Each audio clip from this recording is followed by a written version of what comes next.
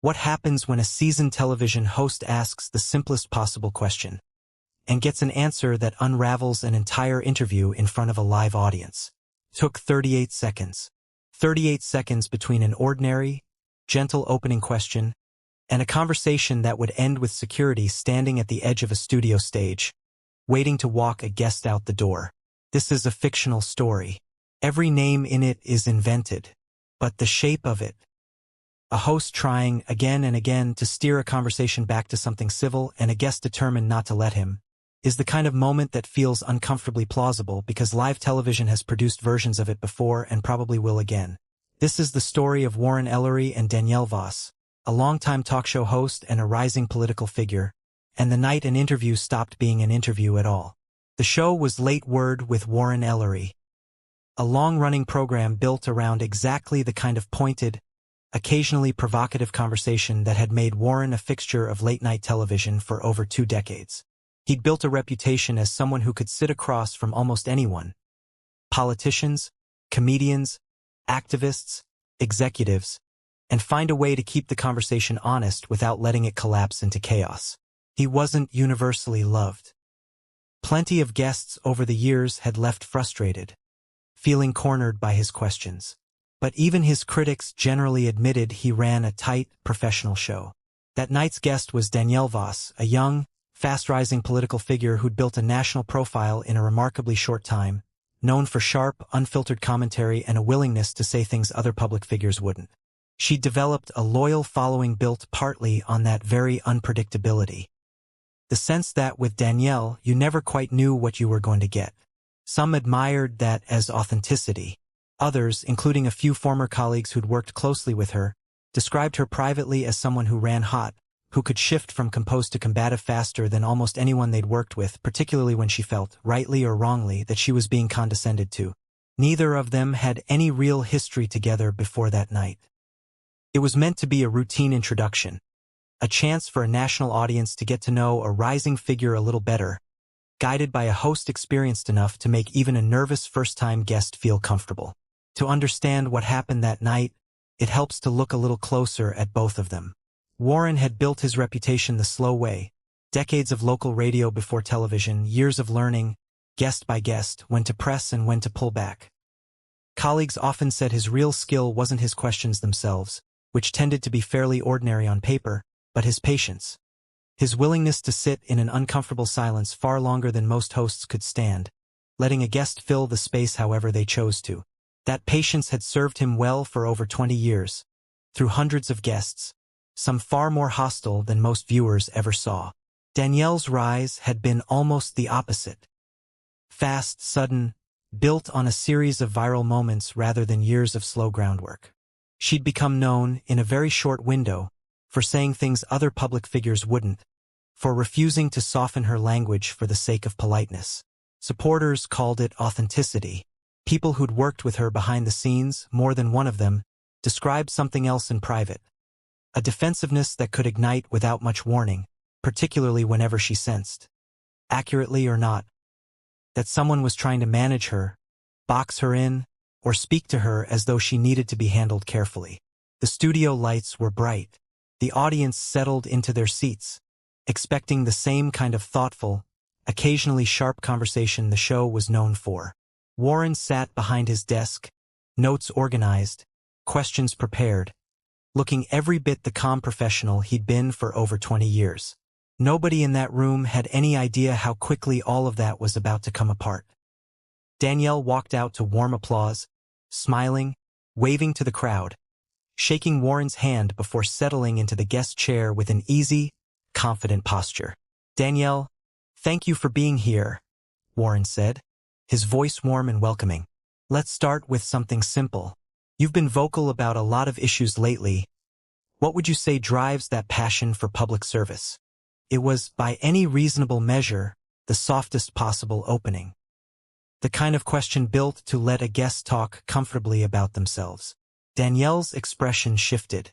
Her smile thinned, her eyes narrowing slightly. "You know what drives me, Warren?" she said, leaning forward. "What drives me is people like you, sitting in comfortable studios, asking questions like you actually care about the answers. The audience shifted uncomfortably in their seats. Warren raised an eyebrow, clearly caught off guard, but kept his voice level. I'm sorry. I'm not sure I follow. Can you say more about what you mean? You understand exactly what I mean, Danielle said. You bring people like me on your show so you can look inclusive, but you don't actually want to hear what we have to say. Warren set his pen down, meeting her gaze directly. I brought you on because I think you have interesting things to say. I'm genuinely interested in hearing them. Interesting, Danielle repeated, letting out a short laugh with no warmth in it. That's rich. Coming from someone who's built a career making jokes at the expense of people who look like me. The tension in the room had begun, unmistakably, to thicken. A few audience members exchanged uneasy glances. Behind the cameras, crew members who'd worked hundreds of episodes together traded a look that said, without words, this isn't going where it's supposed to. I think there might be a misunderstanding here, Warren said carefully. I've never mocked anyone based on who they are. I try to treat every guest with respect. Respect. Danielle's voice climbed. You call this respect? Bringing me on to check a box.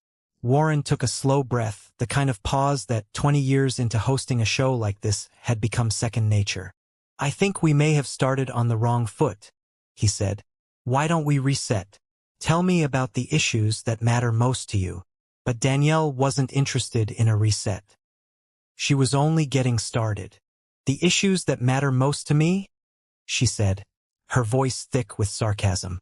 How about hosts like you pretending to care about real problems while you sit in your ivory tower making jokes about everything? I do care about real problems, Warren replied, a slight edge entering his voice for the first time. That's why I do this show. That's why I have guests from every background on to talk about them. Danielle stood up suddenly, catching everyone off guard. You think this is important? Sitting here talking about politics like it's a game. The audience had gone completely silent. Warren stayed seated, his posture shifting, clearly working to hold the situation together. Danielle, please sit down. Let's talk like adults. Like adults. Her voice was climbing toward a fever pitch now. You want to talk like adults? Then let's talk about how people like you have been part of the problem for years. Warren stood as well, his movements measured, deliberate. I'm asking you one more time to sit down so we can discuss this calmly. This is my show, and I'd like to have a respectful conversation. Your show, Danielle said, laughing bitterly. Your rules, your way of doing things. Maybe I don't want to play by your rules tonight. Off camera, producers exchanged frantic glances, unsure whether to signal for a break or let the moment run its course. I understand you may have strong feelings about certain topics. Warren tried again, his patience visibly thinning but his tone still even. But we need to be able to discuss them civilly. Civility, Danielle snapped, moving closer to his desk. You want to talk about civility from a position like yours, judging everyone else? I'm not judging anyone, Warren said. I'm trying to have a discussion. This isn't a discussion, Danielle said. This is you trying to control the narrative. Like you always do. Near the edges of the frame, security had quietly become visible, watching, waiting. Warren noticed them and gave a small, steadying hand gesture. Not yet. Danielle, I need you to calm down, he said firmly. We can disagree. We just need to do it respectfully.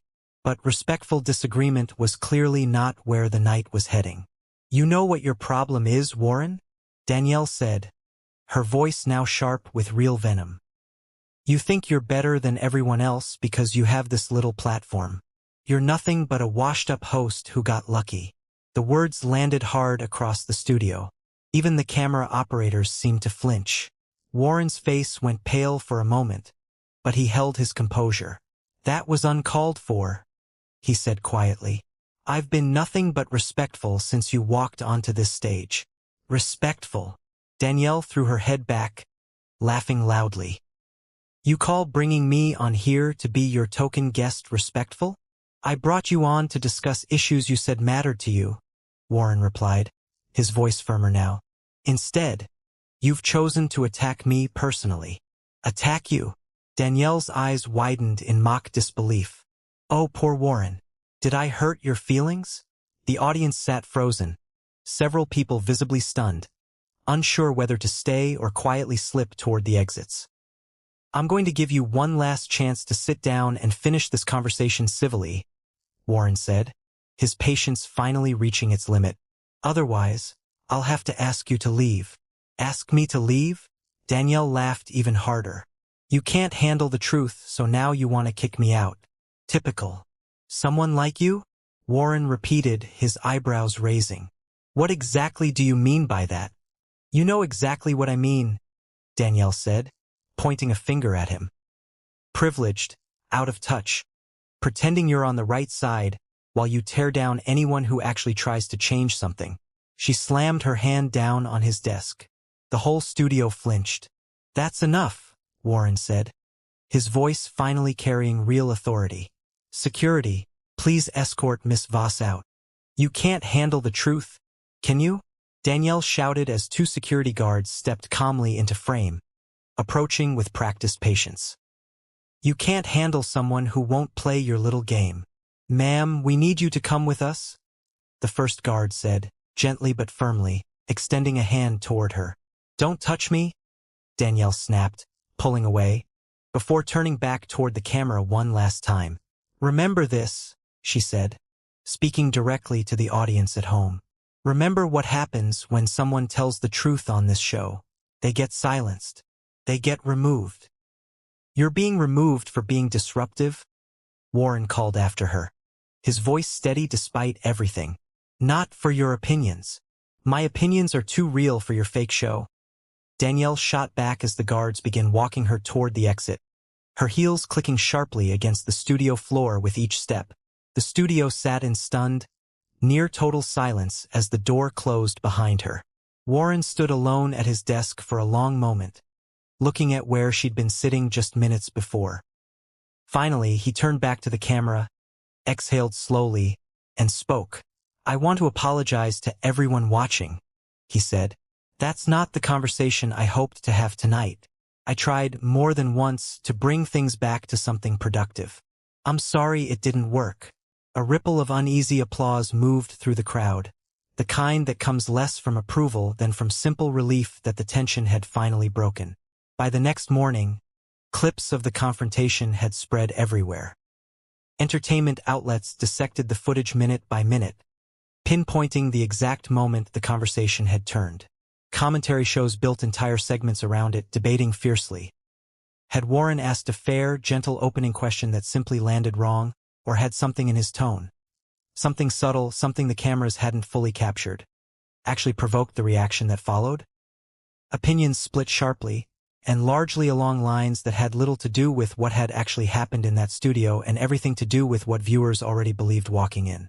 Some defended Danielle fiercely, framing the moment as a rare instance of a guest refusing to perform politeness for a media apparatus that, in their view, rarely extended real respect to people like her.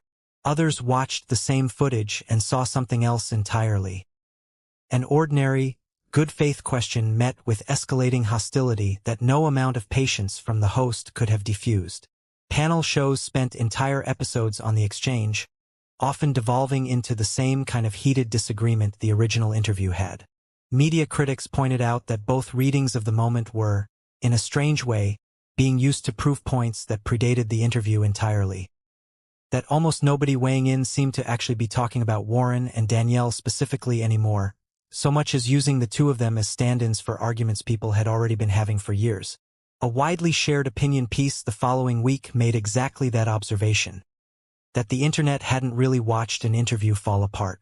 It had watched a mirror, and everyone had simply reported back whatever they'd seen reflected in it. What almost no one disputed, watching the full exchange back, was this.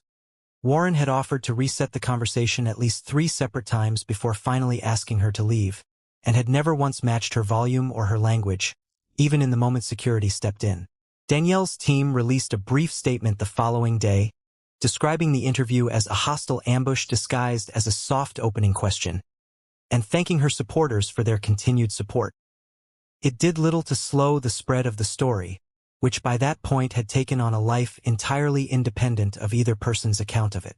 Late Word saw a significant ratings spike for the episode, the kind of attention that, according to people close to the show, left the entire production team feeling more unsettled than triumphant. Here's the thing worth sitting with, fictional or not. Moments like this rarely stay contained to the two people actually in the room. They become something bigger almost instantly, a mirror that shows every viewer whatever they already believed about hosts, about guests, about power, about who gets the benefit of the doubt and who doesn't. Warren didn't do anything remarkable that night, in the end. He asked an ordinary question, offered several genuine chances to reset, and kept his voice level even as the room around him grew louder and more chaotic. What made him stand out wasn't cleverness. It was simple, stubborn patience, the refusal to let someone else's escalation dictate his own behavior. Danielle, in this story, represents something a little harder to sit with. The instinct, when we feel unseen or misjudged, to strike first and hard, even at a target that may not have deserved it. It's a deeply human impulse. It's also one that, once acted on in front of a live audience, is almost impossible to walk back. There's no clean villain in a story like this one. Just two people who wanted very different things from the same 8 minutes of television, and neither of whom got what they came for. Maybe that's the quiet lesson worth carrying away from a fictional night like this. Composure isn't about winning an argument. It's about staying who you are, even when the room turns hostile around you, and understanding that sometimes the most powerful response to chaos is simply refusing to add to it. Months later, Warren would say, when asked about it directly, that he still didn't fully understand what had triggered the reaction, that the question he'd asked was one he'd asked dozens of guests before without incident, and that he'd spent a fair amount of time afterward wondering whether there was something he could have done differently in the opening seconds, some tone he'd missed adjusting, some assumption he hadn't realized he was carrying into the conversation. He never landed on a clear answer. Sometimes, he said, there simply isn't one. Sometimes two people walk into the same room carrying entirely different weights, and the collision has less to do with either person's intentions than with everything they were each already holding before they ever sat down. Danielle, for her part, rarely discussed the incident publicly afterward, though her support among those who'd found something honest in her refusal to play along only seemed to grow in the months that followed. Whether that growth came from genuine conviction or simply from the attention the moment generated, even people close to her weren't entirely sure, and perhaps, in the end, that uncertainty was the most honest part of the whole story.